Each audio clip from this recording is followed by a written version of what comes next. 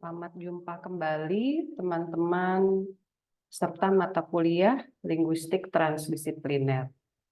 Pada recorded lecture kali ini saya akan membahas bab selanjutnya dari buku Fernandez dan Cairns yang berjudul The Biological Basis of Language. Oke, jadi untuk bab ini para penulis akan mengupas ya pada dasarnya 5 kriteria umum dari Lenneberg dan melihat kepada bahasa begitu ya, apakah bahasa memenuhi 5 kriteria ini ya. Kalau iya berarti bahasa itu adalah sesuatu yang biologis ya, yang kemudian spesifik kepada manusia. Baik. Nah, jadi ada 5 ya, sekali lagi kita bisa lihat di sini dan ini ada di bukunya ya. Oke, awalnya dibahas poin begitu ya, lalu selanjutnya dikembangkan per poinnya. Nah, jadi yang pertama kriterianya adalah fungsi kognitifnya adalah spesies spesifik, ya khusus adanya di manusia. Lalu untuk kriteria kedua, properti spesifik dari fungsi kognitif bahasa begitu ya, berulang di semua anggota spesies. Apakah seperti itu? Ya, para peneliti kemudian melakukan banyak penelitian ya untuk melihat ini. Lalu yang ketiga kriterianya adalah proses dan kapasitas kognitif yang berkaitan dengan sistem ini ya berkembang secara spontan seiring pendewasaan. Oke, jadi apakah bahasa proses dan kapasitas kognitifnya berkembang secara spontan seiring pendewasaan?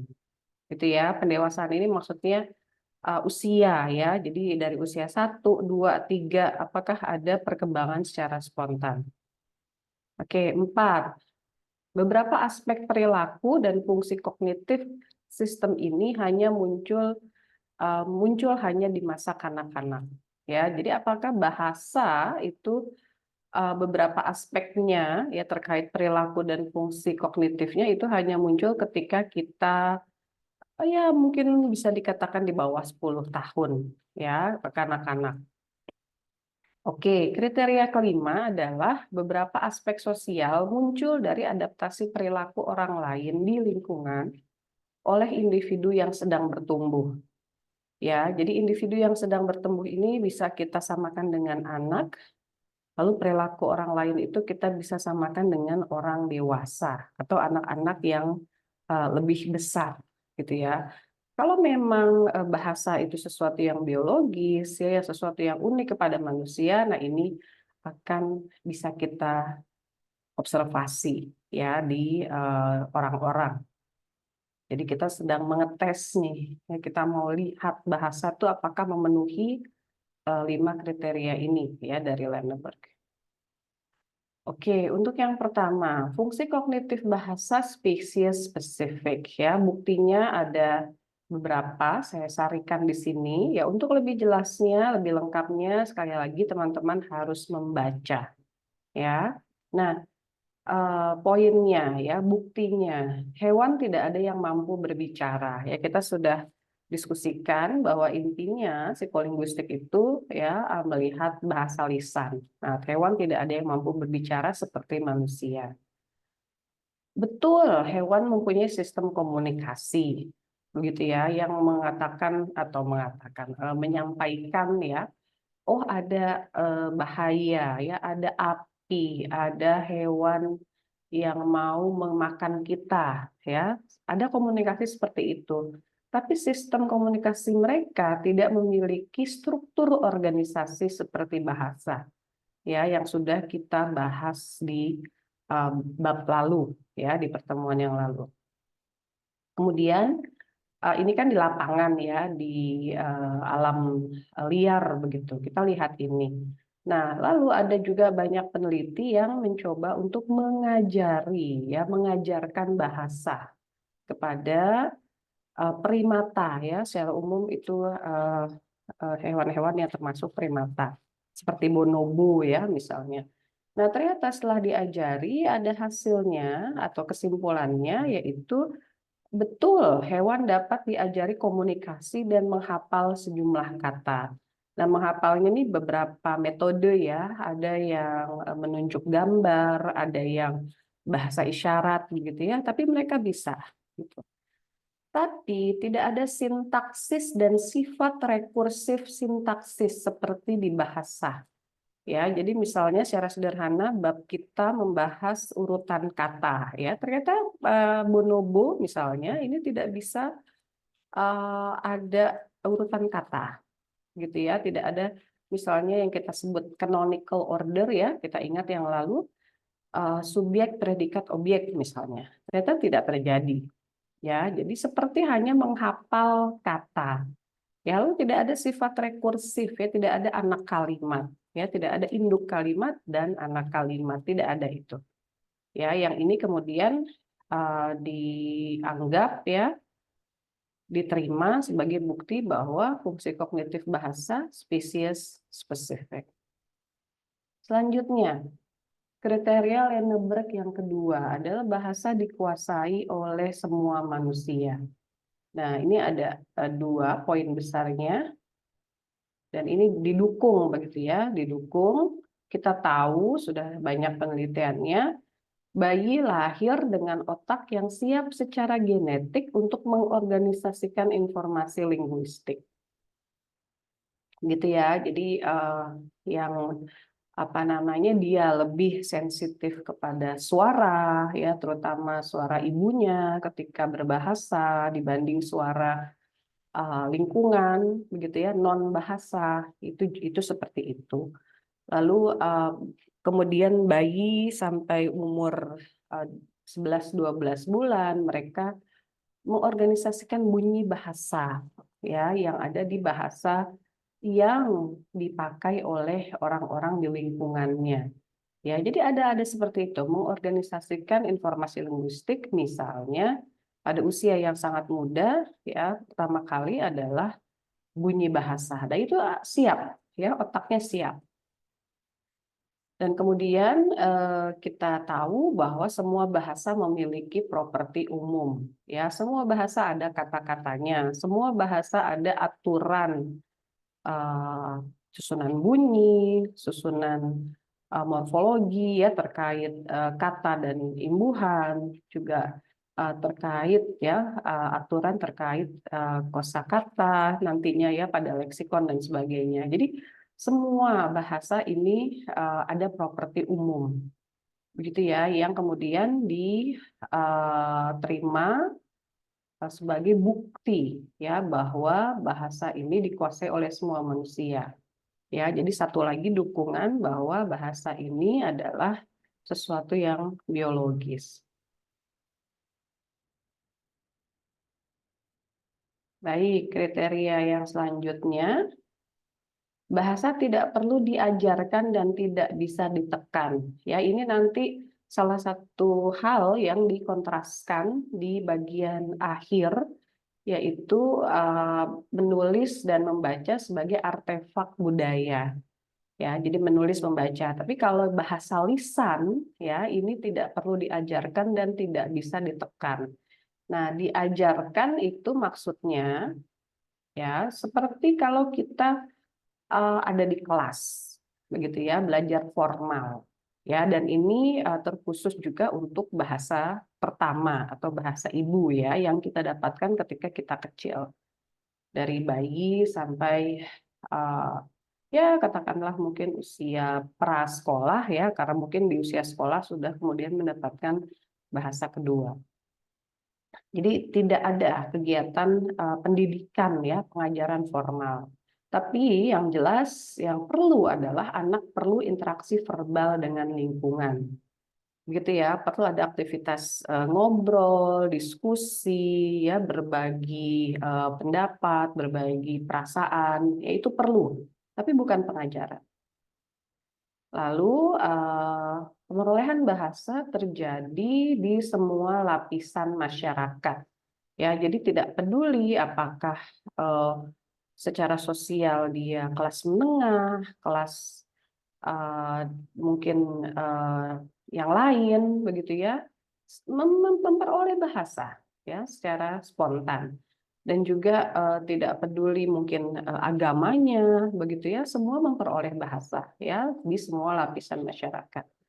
Nah, silakan teman-teman bisa mengecek halaman 76 ya, bukti-bukti dari lapangan. Ya, yang menarik mungkin nantinya menurut saya yang bisa kita diskusikan adalah pembahasan mengenai dua bersaudara ya yang bisa mendengar ya, anak ya, dia bisa mendengar tapi orang tuanya tuli. Ya, jadi anak ini tidak mendapatkan ini interaksi verbal ini. Ya, karena orang tuanya tidak bisa bicara begitu. Apa yang terjadi?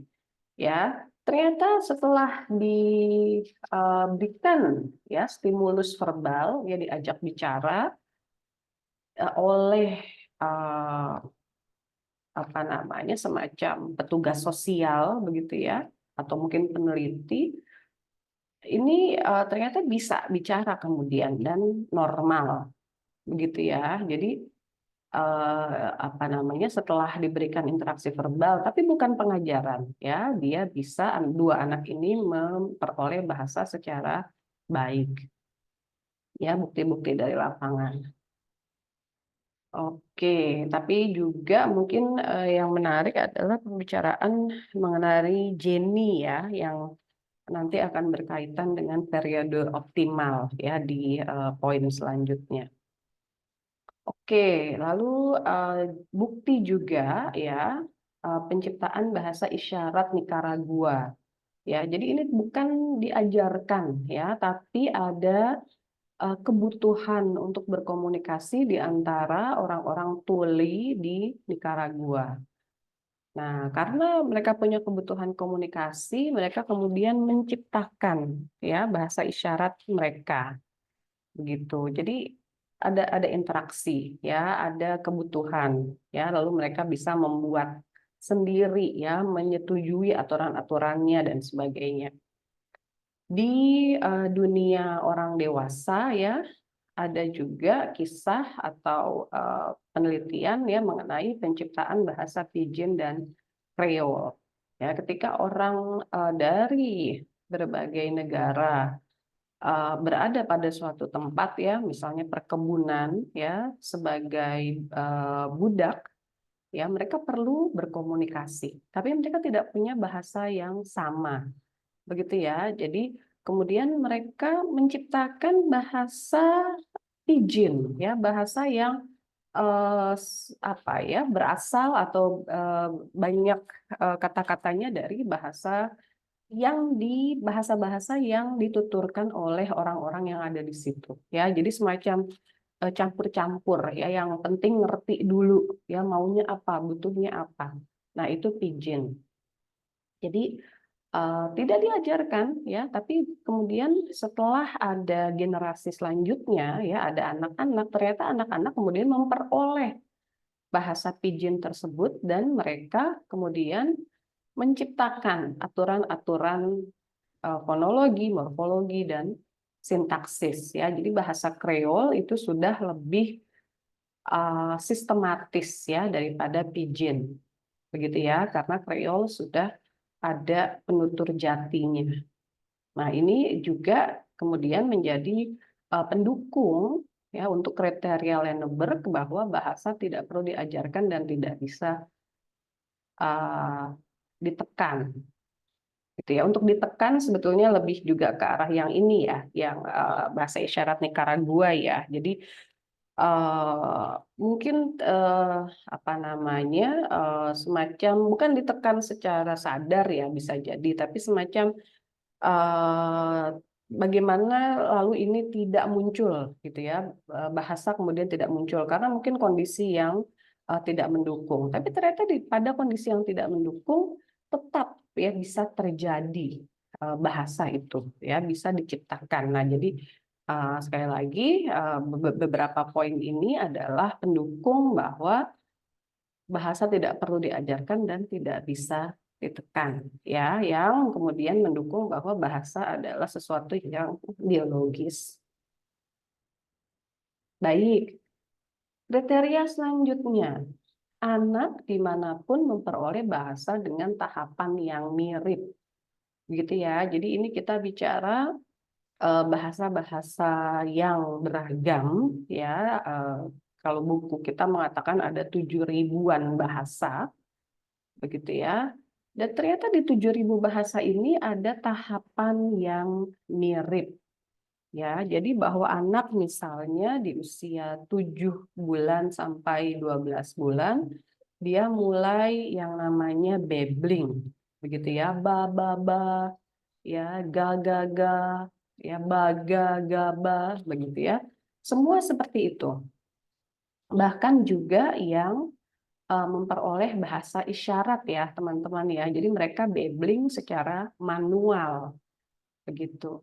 Lalu di antara usia 12 bulan sampai 18 bulan, itu terjadi yang namanya kata pertama. Ya, mereka anak-anak memproduksi kata pertama. Ya, biasanya kata-kata ini yang kalau di Indonesia ini 2 suku kata ya, dan biasanya juga vokal yang pertama muncul adalah A, lalu konsonan yang pertama muncul adalah yang bilabial, ya, yang diproduksi dengan menggunakan bibir, ya. Kadang-kadang juga yang menggunakan lidah dan bagian belakang gigi atas, ya, seperti da, begitu. Jadi ada mama, papa, dada, ya, aba, misalnya, ya, itu di antara usia 12 sampai 18 bulan. Nah, dari usia 18 bulan sampai 2 tahun ini ada pertambahan kata, ya, penguasaan kosakata, produksi kata yang dikatakan meledak, ya, vocabulary spurt, ya, kalau teman-teman mungkin coba cari di buku-buku yang lain. Kenapa dikatakan meledak? Karena anak kemudian bisa mendapatkan atau mengatakan banyak sekali kata-kata, begitu ya, sudah puluhan di situ. Nah, ini di mana-mana sama, begitu ya. Jadi tidak peduli bahasanya, tidak peduli negaranya, tidak peduli nantinya mungkin secara sosial dan sebagainya, ya. Dan laki-laki dan perempuan itu sama, ya. Kemudian ada periode optimal, ya. Periode optimal ini dicontohkan dengan kisah Jenny, ya, yang apa namanya semacam diasingkan, begitu ya. Jadi dia ada di ruangan yang kemudian tidak berinteraksi dengan siapa-siapa, begitu ya. Lalu ketika dia diselamatkan itu usianya sudah mendekati usia pra-remaja, ya, dan di situ ada kendala, ya, terutama pada sintaksis, ya, untuk pelafalan, ya, morfologi agak baik, ya, tapi untuk sintaksis jelek. Yang ini kemudian dan ditambah juga dengan banyak penelitian yang lain, ini dikatakan bahwa ada periode optimal, ya, untuk pemerolehan bahasa. Ya, yang menarik mungkin yang nanti bisa kita angkat di sesi perkuliahan, ya, teman-teman. Bagaimana periode optimal ini kemudian diaplikasikan pada pemerolehan bahasa kedua. Ya, dikatakan bahwa kalau memperoleh bahasanya itu pada usia, ya, katakanlah di bawah usia 10 tahun, masih bisa seperti penutur jati, ya, betul-betul seperti penutur jati. Tapi kalau lebih dari itu pasti ada perbedaan. Nah, yang menarik adalah bahasa, ya, atau bahasa kedua ini sebaiknya tidak dianggap sebagai satu unit, begitu ya, karena ternyata Sintaksis ya, sintaksis itu nggak masalah ya, bisa diperoleh walaupun kita belajar bahasa kedua atau bahasa asing itu pada usia dewasa. Ya, bisa sempurna sintaksis ya. Tapi yang tidak bisa sempurna kalau kita mulai belajar pada usia dewasa itu adalah fonologi. Ya, jadi ada bunyi bahasa, ada irama, ya, ada intonasi dan sebagainya yang tidak sama dengan penutur jati, ya. Jadi ada aksen. Nah, jadi itu ya kita harus sebaiknya melihat bahasa sebagai komponen-komponennya ya, dan menanyakan bagaimana eh, pemerolehan bahasa kedua ini ya untuk komponen-komponen tersebut, begitu ya, terkait sekali lagi dengan periode optimal dan semacam penguasaan akhirnya seperti apa, gitu ya. Tapi kalau kita kembali pada bahasa pertama ya, bahasa lisan, ini menjadi bukti ya, menjadi pendukung bahwa bahasa merupakan sesuatu yang biologis ya. Oke. Kriteria kelima dari Lenneberg adalah apakah bahasa dipicu oleh lingkungan, gitu ya? Dan ternyata betul. Ya, kalau anak itu diajak bicara, ya, diajak melihat benda-benda bersama, ya, diajak mendeskripsikan apa yang dia lihat, apa yang sedang dia lakukan, ya, dengan bahasa itu dia akan mendapatkan atau memperoleh bahasa, ya. Dan ini betul ya, benar terjadi untuk bahasa lisan ya, kita berinteraksi dengan penutur yang lain, dan juga bahasa isyarat ya, anak berinteraksi dengan signers yang lain, begitu ya, betul betul terjadi ya. Jadi yang tadi ada potensi dari otak tadi ya untuk betul menjadi bahasa ya, untuk anak betul-betul bisa berbahasa, ini harus ada pemicu dari lingkungan. Dan betul kalau ada pemicu dari lingkungan, anak bisa memperoleh bahasa. Nah, di bab 4 kita akan melihat karakteristik bahasa yang bisa memicu pemerolehan ya, akan kita lihat secara lebih mendetail di bab 4. Oke ya, jadi terdukung ya, terdukung kriteria kelima. Oh, keempat ya mungkin ya. Oke, nah bahan atau bahasan selanjutnya adalah terkait dengan anatomi dan fisiologi yang berkorelasi dengan bahasa. Ya, ini akan bicara mengenai kurang lebih mengenai otak ya, teman-teman ya. Jadi ada beberapa poin di sini. Ya, rasanya ini sudah bukan yang Lenneberg ya, yang Lenneberg sudah kelima tuh yang tadi ya. Oke, ya, tapi kita akan melihat secara biologisnya gitu ya, secara di otaknya seperti apa. Nah, ini ya sudah banyak penelitian yang membuktikan bahwa fungsi bahasa dilokalisasi di bagian otak tertentu. Ya, di mananya itu banyak bukti yang diperoleh dari riset afasia. Ya, afasia adalah gangguan bahasa yang terjadi pasca stroke, ketika stroke-nya itu terjadi pada bagian otak tertentu ini. Ya, secara sangat umum dan secara sangat klasik, area bahasa itu dikatakan area Broca, ya, lalu area Wernicke, ya, lalu ada network ya sebetulnya di daerah sini, begitu ya. Tapi ini merupakan gambaran yang sangat umum dan sangat klasik. Kalau teman-teman mungkin iseng-iseng bisa membaca penelitian mengenai lokalisasi otak, begitu ya, untuk bahasa, akan bertemu dengan banyak nama-nama lain ya, bagian-bagian otak yang berkontribusi pada mungkin produksi bahasa, mungkin pemahaman bahasa, ya mungkin pemrosesan bahasa kedua dan sebagainya. Ya, tapi ini boleh kita lihat secara umum. Dan di sini adalah hidung, ya teman-teman ya. Jadi ini adalah left hemisphere, otak kiri ya. Di depan sini adalah hidung, di daerah sini kurang lebih adalah telinga kita. Ya, temporal lobe ini kurang lebih adalah di atas ya atau di sebelah telinga kita. Ya, jadi melihatnya seperti itu. Ya, ini depan frontal, ini temporal tadi yang dekat telinga. Lalu occipital ini yang paling belakang, nah parietal itu ada di atas occipital. Begitu ya. Oke.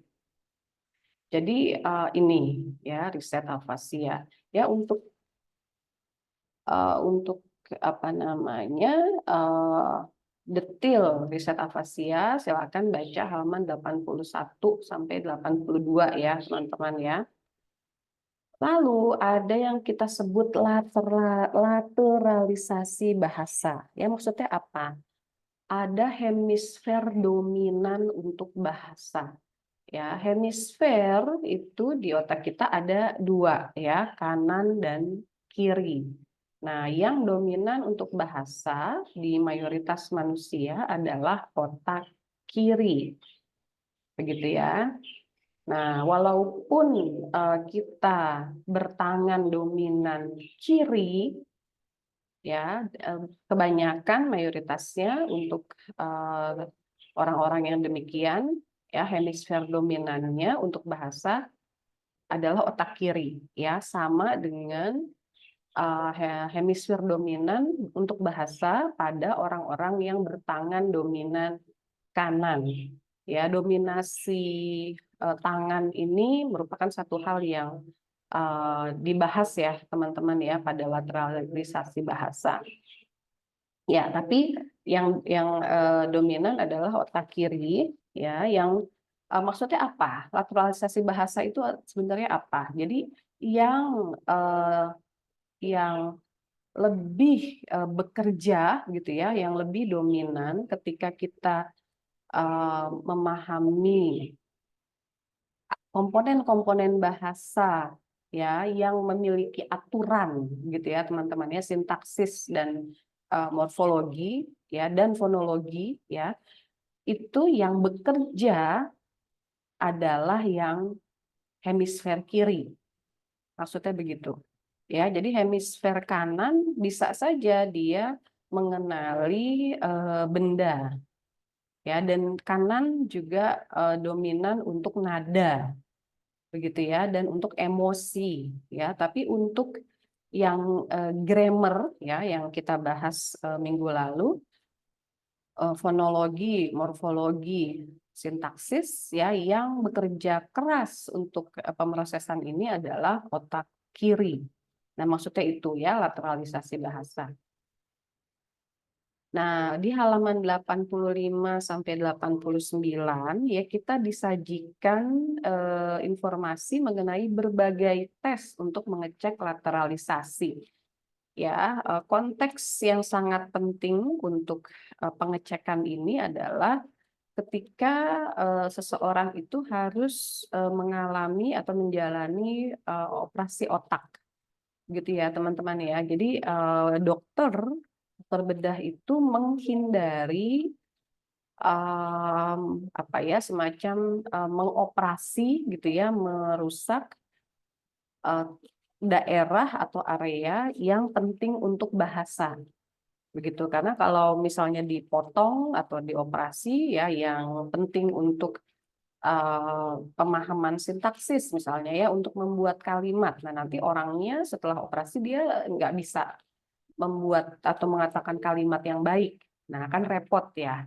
Nah jadi perlu dicek dulu nih yang mana nih yang penting untuk orang ini ya sebelum dia menjalani operasi misalnya pengangkatan tumor ya misalnya. Ada banyak tesnya ya, silakan halaman 85, 89 sampai 89. Nah, temuan atau metode baru ya teman-teman untuk melihat anatomi dan fisiologi yang berkorelasi dengan bahasa ini adalah metode dengan pencitraan otak ya, neuroimaging. Nah, kalau zaman dahulu ya awal-awal riset afasia ini harus menggunakan otak orang yang sudah meninggal gitu ya, karena waktu itu di zaman Paul Broca dan Karl Wernicke itu belum ada metode pencitraan otak ya, belum ada mesin-mesin yang bisa membantu kita melihat otak ketika dia sedang bekerja. Nah, mau nggak mau pakai otak yang sudah meninggal, orang yang sudah meninggal, dan taunya dari mana ya? Taunya dari postmortem ya, dari autopsi. Nah, tapi yang sekarang kita bisa melihat otak mana yang bekerja ketika memproses stimulus bahasa yang seperti apa ya dengan menggunakan pencitraan otak. Begitu ya. Jadi misalnya ada functional magnetic sebentar fMRI. Nah, saya lupa R-nya ya. Mungkin teman-teman bisa cek ya. Resonance functional ya magnetic resonance imaging ya misalnya. Nah, itu sudah banyak hasil-hasilnya yang kemudian berkontribusi pada peningkatan informasi yang kita tahu ya terkait anatomi dan fisiologi bahasa ya pada otak. Nah, ini juga mungkin hal yang lain ya, dasar genetik bahasa. Hal yang lain yang teman-teman belum dapatkan dari mata kuliah lain, ya. Misalnya untuk teman-teman dari FIB, ini mungkin sudah belajar bahasa secara grammarnya, ya, secara strukturalnya, fonologinya bagaimana, morfologi, sintaksis, ya, semantik, begitu ya. Dan juga secara mungkin bisa kita katakan sosial ya, sosiolinguistik, lalu mungkin bahasa dalam kaitannya dengan teks ya, dengan novel dan sebagainya, itu kita sudah belajar ya, tapi belum ada pembicaraan mengenai dasar genetik bahasa ya. Jadi memang buku ini tidak terlalu banyak ya membahas tentang dasar genetik bahasa, tapi mudah-mudahan ini bisa menjadi pemicu ya rasa penasaran teman-teman untuk kemudian berkenan untuk mencari bacaan yang lain, gitu ya. Jadi ada loh orang-orang yang mencari dasar genetik bahasa. Nah, yang sudah ditemukan adalah yang namanya gen FOXP2 ya, yang berkontribusi, yang mutasinya berkontribusi pada gangguan bahasa. Nah, lalu dari situ peneliti menyimpulkan bahwa kalau dia normal, berarti dia berkontribusi pada pemerolehan bahasa yang normal, gitu ya. Jadi ada gen yang namanya FOXP2. Tapi tentu saja mereka menyadari bahwa bahasa itu kompleks, begitu ya. Jadi tidak hanya satu gen yang mendasari ini. Nah, masih dicari ya, gen-gen yang lain masih dicari, tapi ada yang sudah disepakati ya, FOXP2 ini. Oke, tadi kita sudah lihat ya, teman-teman silakan bisa lihat juga ya, dicek lagi. Oke, nah terakhir, ini semacam kontras begitu ya teman-teman ya. Kalau bahasa lisan itu adalah sesuatu yang biologis, gitu ya, yang sudah dibuktikan dengan hasil-hasil yang mendukung kriteria Lenneberg, ya ternyata membaca dan menulis ini bukan sesuatu yang biologis. Ya, membaca dan menulis ini artefak budaya, ya, bukan biologis. Apa dasarnya? ya, bahasa tidak universal. Ya, banyak bahasa yang tidak memiliki tulisan. Atau mungkin sebetulnya memiliki tulisan tapi sekarang sudah hampir punah ya karena tidak dipakai atau dikalahkan ya oleh sistem ortografi yang lebih dominan ya. Misalnya di Indonesia kita tahu seperti bahasa Batak Toba, ya, bahasa Jawa, bahasa Sunda dan sebagainya itu punya tulisan sebetulnya ya, tapi kemudian kalah oleh ortografi bahasa Indonesia, begitu ya.